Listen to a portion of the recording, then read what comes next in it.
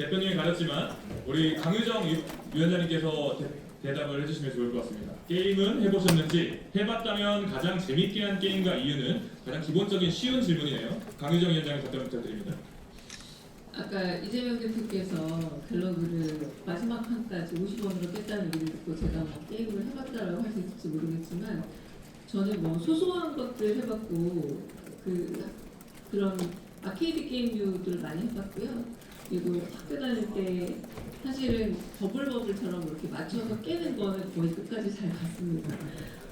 그리고 최근에는 피크민이라고 모바일 게임에 걷는 만큼 해주는 아주 보통의 하루라는 그거 좀 열심히 하고 있어요. 나름 좀 소소하지만 행복감이 있고, 그리고 조금 오래된 것 같은 그 메이플 스토리 이런 게임들을 좀 해보고, 조금 더 나가서 이제는 우리 그 교장님들이 권해주시는 게임도 좀 해보고 있는데요. 제가 이제 콘솔을 하다 보니까 생각보다 이렇게 잘 어린이들 막 이게 잘 안 움직여서 좀 진도 빼는 데는 애를 좀 먹고 있습니다. 네. 네, 답변 감사합니다. 메이플 스토리는 지금도 많이 인기가 많이 있고, 바람이 날아나는 게임도 다시 한번 메트로 바람을 타고 다시 한번 진행되고 있는데, 갤러그라고 해서 부끄러운 게 아니고 메이플 스토리라고 해서 부끄러운 게 아닙니다. 네, 다음 질문 한번 보죠. 게임특별위원회의 출범 취지와 목적 그리고 각오가 궁금합니다라고 했는데, 이 부분은 역시 강유정 위원장님께서 답변을 해주시면 좋겠습니다. 네, 사실 여기에 제가 더 할 말이 정말 많은데요. 게임 산업 많은 분들 만나보고 제가 뭐 직접 해보기도 하고 하지만 생각보다 혹시 이제 이미 레드오션이 된 것이 아니냐라는 말씀들도 많이 하시죠. 그리고 게임 종류입니다 라고 얘기하지만 혹시 뭐 과거형 아니냐라는 주장도 많이 있더라고요. 근데 전혀 그렇지 않다. 여전히 우리는 인적 자원으로 미래를 개척하는 대한민국 현재에서 게임만큼 인적 자원을 통해서 이 상상력과 그리고 콘텐츠의 힘으로 이를테면 배틀그라운드 있지만 지금 2017년부터 2025년까지 꾸준하게 베스트 프로그램이고, 그리고 15조 16조 이상의 어떤 수익을 벌어들이는 것이 콘텐츠 사업에 상징적인 건 아니겠습니까? 물론 중간중간 어떤 어려움도 있었을지 모르지만 그 세 가지 층에서 저희는 게임 투기를 좀 시도를 해보고자 합니다. 왜냐하면 이런 상황에서 좀 더 그 미래 산업으로서 사기를 진작하기 위해서 정책적으로, 그리고 우리가 뭘 해야 되는가, 행정적인 혹은 지원이 필요한가, 규제의 철폐가 필요한가, 아니면 행정적인 절차의 완화가 필요한가라는 첫 번째 고민. 두 번째는 분야에서 일하시는 인디게임을 비롯한 개발자분을 비롯한 실제 근로하시는 개발자도 근로자니까요. 그분들의 어떤 어려움은 없는가를 살펴보고, 마지막은 사실상 품질 아이템 문제로 나왔지만 소비자분들이 겪는 린스라이크 게임들이 갖고 있는 장점도 있지만 약간의 아쉬움들이 있었다면 그런 부분에서 소비자의 권리를 어떻게 보호할 것인가를 다층적으로 살펴보기 위해서 게임 산업, 게임 소비자, 게임 관계자가 아닌 게임 특기라는 이름을 갖게 된 것입니다. 그래서 저희가 이 출범 취지와 목적은 그러하고요. 그리고 가장 우리의 미래가 좀 기대되는 산업으로 보고 있다. 게임 산업이 바로 우리 미래가 매우 기대되는 산업이다라고 보고 있습니다. 네, 이렇게 박수도 안 쳐주시면 강유정 위원장님의 출범 취지와 목적에 대한 답변을 한번 들어봤습니다.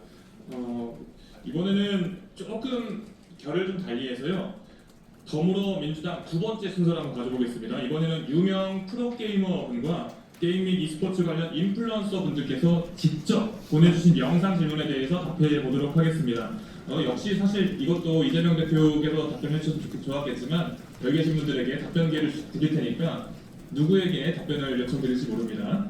자, 그러면 첫 번째 질문자 영상부터 한번 볼 텐데 질문이 총 4개가 준비되어 있습니다. 1번, 2번, 3번 질문이 결이 비슷하다고 해요. 그래서 세 번째 질문까지 쭉 들어보고 답변을 요청드리겠습니다. 네, 감사합니다. 안녕하십니까. 저는 프로게이머로 활동하고 있는 배재민이라고 합니다. e스포츠 종목에서 스타플레이어 역할이 굉장히 큰 비중을 차지하고 있습니다. 현재 활동하고 있는 유명한 선수들의 연령이 사실 선수로서는 지금 고령화에 접어들었기 때문에 스타 플레이어가 나타나줘야 또 이 e스포츠가 지속될 수 있다고 생각을 하고 있는데요.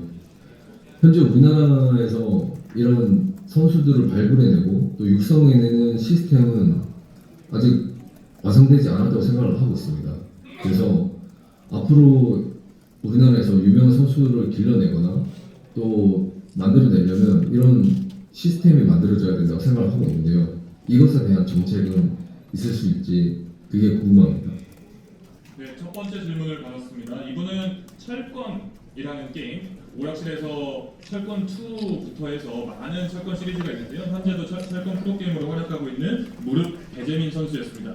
두 번째 질문자는 우리나라에서 나이스 게임 TV라고 있었습니다. 1세대 e스포츠 방송인인 정진호님의 질문도 이어서 들어보겠습니다.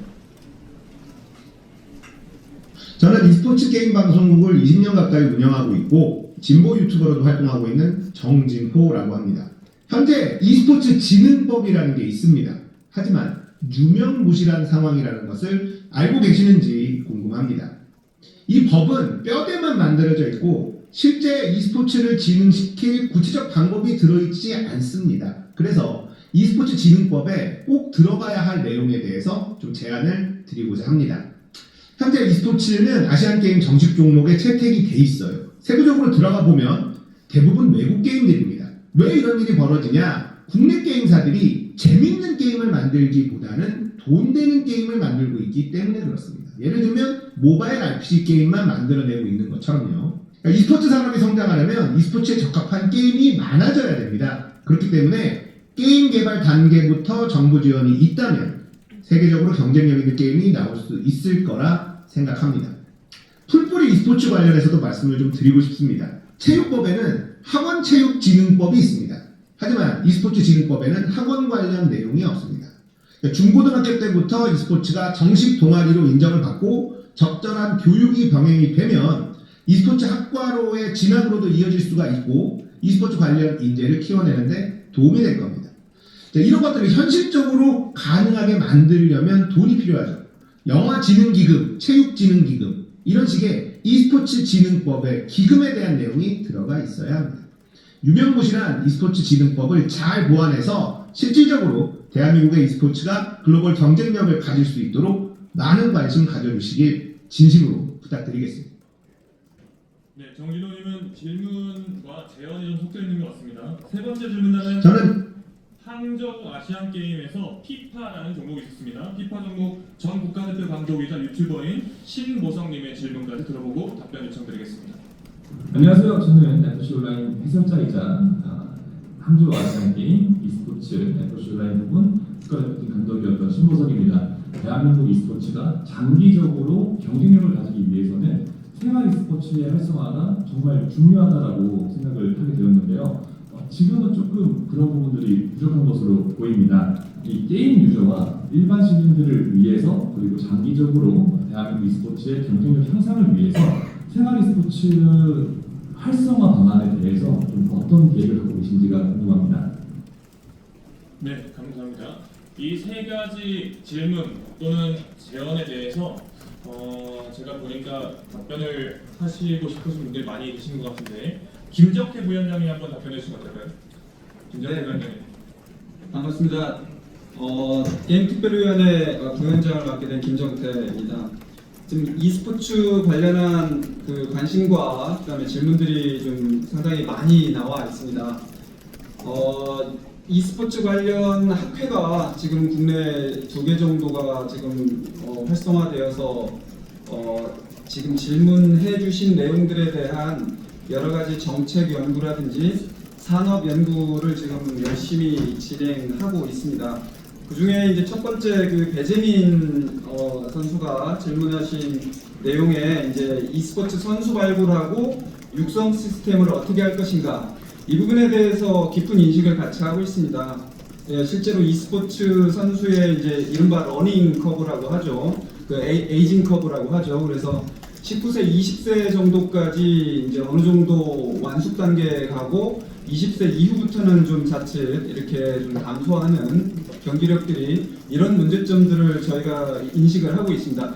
물론 그 외에도 철권이나 여러 가지 격투 게임 같은 경우는 뭐 40대, 그다음에 페이커도 뭐 30을 육박하기 때문에 그때까지도 경기력이 있는 이런 부분들까지는 알고는 있는데 어찌 보면은 아직까지 한국의 e스포츠 그 전문 인력 육성 시스템이 현재로는 아직 체계화되지 않았기 때문에 이런 현상들이 있는 거라고 진단을 하고 있습니다. 그렇기 때문에 학교 e스포츠 육성 시스템을 체계적으로 어떻게 관리하고 발전시킬 건지에 대한 논의들을 많이 해오고 있고요. 이번 게임 특별위원회에서 각계 전문가분들과 함께 이 부분에 대한 심도 있는 논의를 이어가면 좋겠다는 생각을 하고 있습니다. 그 다음 질문도 대답을 계속 할까요? 아니면 다른 분께 혹시 기회를 드릴까요? 예, 의원님. 우리 이재성 부위원장님. 예, 그 e스포츠 관련해서는 저희들이 법안을 하나 준비를 하고 있습니다. 그래서 잘 아시다시피 어떤 분야든지 체계적으로 발전이 되려면 전담 기구가 있어야 되는데요. 가칭 e스포츠 진흥재단 설립 법안을 준비를 하고 있습니다. 예를 들면 태권도를 진흥하기 위해서 한국에는 태권도 진흥재단이 있습니다. 그럼 e스포츠를 진흥하기 위해서는 재정과 또 실질적인 그 권한을 가지고 있는 부분들이 있기 때문에요. 우리 관 의원님하고도 잘 상의를 해서 e스포츠 진흥 법안을 실질적으로 본래 취지에 맞도록 다루는 그런 법안들이 있을 거니까요. 많은 건의해 주시면 좋을 것 같습니다. 그리고 e스포츠 자체를 이 체육으로 확대하는 것도 이제 좀 진지하게 고민해야 될 때다라는 생각을 합니다. 우리 일상생활에서 스포츠와 체육은 사실 섞어서 많이 쓰고 있잖아요. 기본적으로. 그래서 인공지능도 아시다시피 피지컬 AI로 넘어가고 이건 쉽게 말하면 로봇이죠. 피지컬 AI는. 그래서 로봇을 재밌게 즐길 수 있도록 하는 쪽은 게임 회사들이 굉장히 잘할 수 있는 부분들입니다. 이런 것까지도 좀 폭넓게 다뤄서 실질적으로 유저들이 게이머들이 보다 좋은 환경에서 게임을 즐기고 또 산업은 발전할 수 있는 그런 토대로 갈 수 있을 거라는 말씀드립니다. 자, 그다음에 추가 이제 몇 가지 질문이 더 있었는데요. 하나 이제 e스포츠 국산 종목에 대한 이슈를 또 질문을 하셨고 우리 유튜버께서 굉장히 날카롭게 지적을 해주셨습니다. 그래서 이 게임 산업계하고 게임 학계에서는 수차례에 걸친 토론과 정책 발표 같은 데에서 여러 번 저희가 주장을 했던 내용이 있습니다. 아까 이제 우리 이재성 부위원장께서 얘기했던 e스포츠 재단 같은 성격도 좋고 그다음에 e스포츠 R&D 센터 부분에 대한 이야기를 많이 합니다. 그게 무슨 얘기냐면은 e스포츠 국산 종목이라고 하면 한국에서 그 종목을 개발하는 것을 말하는 것을 포함해서 더 넘어가는 영역입니다. 1년에 뭐 수만 종의 게임들이 쏟아져 나오고 있는데 이 중에 제2의 롤이라든지 제2의 바로란트 같은 종목들을 전 세계를 대상으로 발굴 육성 아예 스타트업이나 아니면 초기 단계에 있는 이른바 싹이 보이는 e스포츠 종목화할 수 있는 그런 IP들을 발굴을 해서 전문적으로 이제 우리가 지원이 필요하면 지원도 하고 그 안에 들어가는 여러 가지 비즈니스 모델들이 있지 않습니까? 디지털 아이템이라든지 이런 것들을 어떻게 하면은 국내 게임 구단주들한테도 어떤 혜택이 돌아가고 운영에 문제가 없을 그런 비즈니스 모델도 같이 만들까 이런 거에 대한 고민하는 e스포츠 R&D 센터 같은 것들을 저희가 게임 특위에서 아마 집중적으로 논의해서 저희가 제안을 드릴 수 있을 것 같고요. 그 다음에 이제 생활 e스포츠 부분에 대한 질문도 해주셨습니다. 생활 e스포츠 부분은 학교 e스포츠하고도 이제 연계가 많이 되어 있는데요.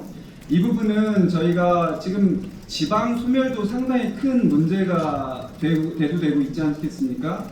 그래서 게임이나 e스포츠 관련 지방에 있는 대학들이 좀 꽤 있습니다. 전국에 많게는 한 40-50군데 정도가 있기 때문에 대학이라든지 고등학교의 e스포츠 관련 학과들의 시설이나 교수님들, 학생들과 연계한 이른바 e스포츠 거점, 지역 거점 사업 같은 것을 통해서 이 학교 e스포츠, 생활 e스포츠, 풀뿌리 e스포츠를 뿌리내릴 수 있는 이런 논의도 이어가고자 합니다. 물론 이제 이전에서 계속 우리가 연구해왔고 그 키워드 만들어 왔던 게 이제 지역 연구제라는 e스포츠 지역 연구제라는 제도를 주장을 해온 게 있는데 그거보다 조금 더 학교 안으로 들어가는 걸 저희는 얘기를 드리는 거고요.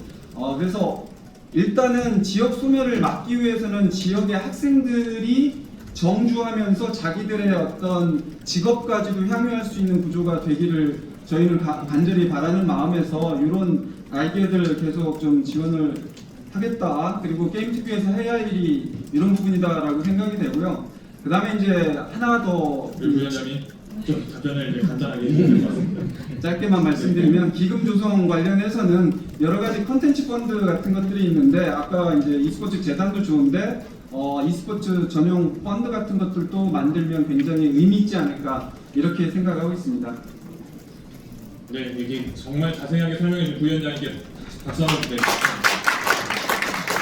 김성태 부위원장님께서 정말 자세한 내용들을 설명해 주셨는데요. 그만큼 해야 될 일도 많고 하고 싶은 일도 많은 게임 특위입니다. 여기 계신 많은 분들이 발언기를 잘 못 들어서 너무 아쉬울 정도로 다들 전문가신데 앞으로 펼쳐질 우리 게임 특위의 모습들에서 또는 여러 가지 행사들에서 이 활약상들을 좀 지켜보시면 좋을 것 같습니다. 마지막 질문 한번 보죠. 마지막 질문은 안녕하세요. 많이 아시는 분입니다. 김성애라는 유튜버께서 질문을 보내주셨네요. 한번 보겠습니다.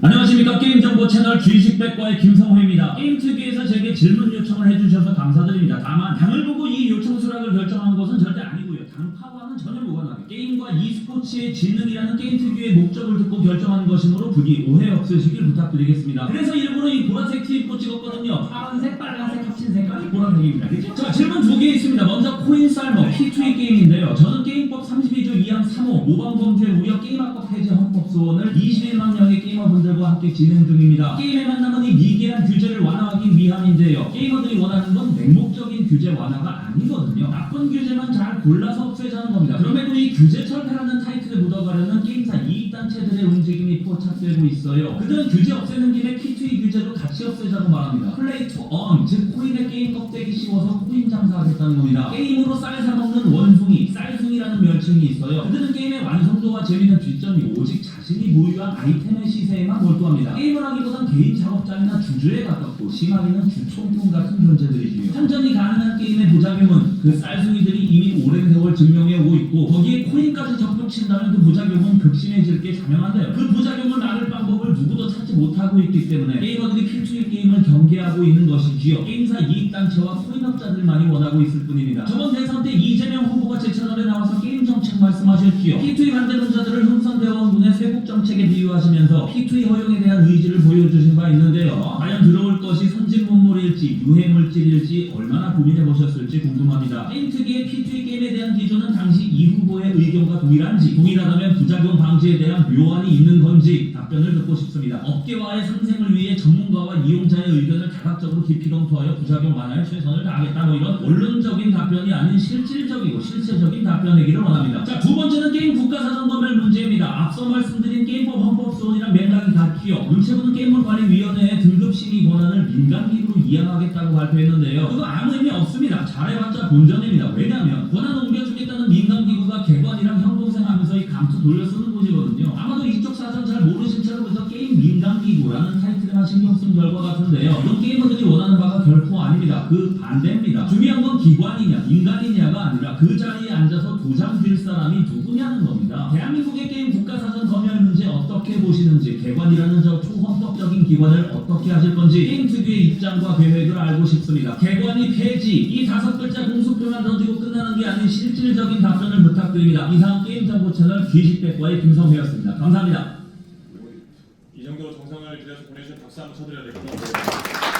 김성회 귀식백과 채널의 김성회님 질문 감사합니다. 이번 질문에 대한 답변은 황희두 공동위원장님께서 한번 해주시면 좋을 것 같습니다.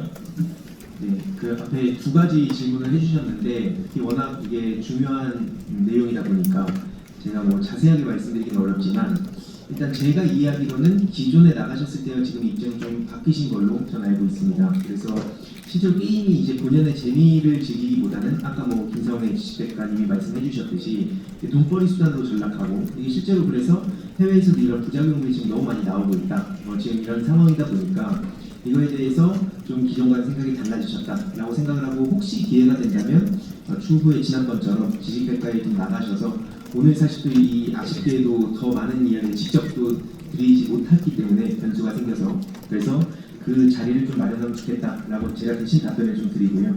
두 번째 이제 게임 그 사전 검열 이 문제가 사실 오래전부터 나왔던 이슈인데 이건 이따가 제가 그 ME 뭐 게임 발표할 내용 안에 담겨 있기 때문에 거기서 조금 더 자세히 말씀하는 걸로 대체하겠습니다.